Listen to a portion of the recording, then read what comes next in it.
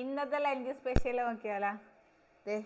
Basmati rice, chicken roast, നമ്മുടെ yoghurt, ഒരു cucumber salad, പിന്നെ വഴുതനങ്ങ ഇല്ലേ, വഴുതനങ്ങ മെഴുക്ക് പറ്റിയത്. അപ്പം ഈ ഇത്രയും ഭക്ഷണം കാണുമ്പോഴത്തേക്ക് പ്ലേറ്റ് നിറച്ച്, നമ്മൾ ഡയറ്റ് ചെയ്യാൻ തന്നെ മടി എന്തായാലും എല്ലാവർക്കും.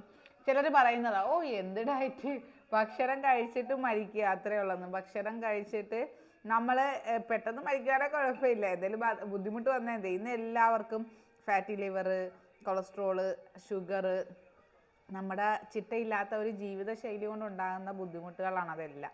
നമ്മളൊന്ന് ശ്രദ്ധിച്ച്, ആര് പറഞ്ഞ് ഡയറ്റിൽ നമുക്ക് ഇഷ്ടപ്പെട്ടതൊന്നും കഴിക്കാൻ പറ്റത്തില്ലെന്ന്. എല്ലാ ഭക്ഷണങ്ങളും കഴിച്ചുകൊണ്ട് തന്നെ നമുക്ക് ഡയറ്റ് ചെയ്യാൻ പറ്റും. അതും എല്ലാ ഭക്ഷണങ്ങളും ക്വാണ്ടിറ്റി കുറച്ചെടുക്കണമെന്ന് മാത്രമേ ഉള്ളൂ. നമുക്കൊരു നിയന്ത്രണം വെച്ചാൽ മതി നമ്മുടെ ജീവിതശൈലിയിൽ തന്നെ. ഇത്രയൊക്കെ സാധാരണ, ഞാൻ ചോദിക്കട്ടെ, സാധാരണ ആൾക്കാർ ഇത്രയും ഭക്ഷണം കഴിക്കുമോ?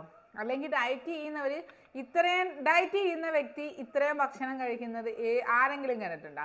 പലരും പട്ടിണി കിടന്ന ഡയറ്റ് ചെയ്യുന്നത്. അതുകൊണ്ടാണ് ഞാൻ ഈ പ്ലേറ്റ്സ് പോലും ഷെയർ ചെയ്യുന്നത്.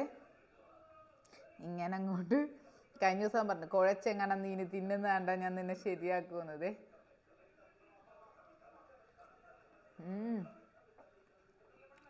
പൊളി.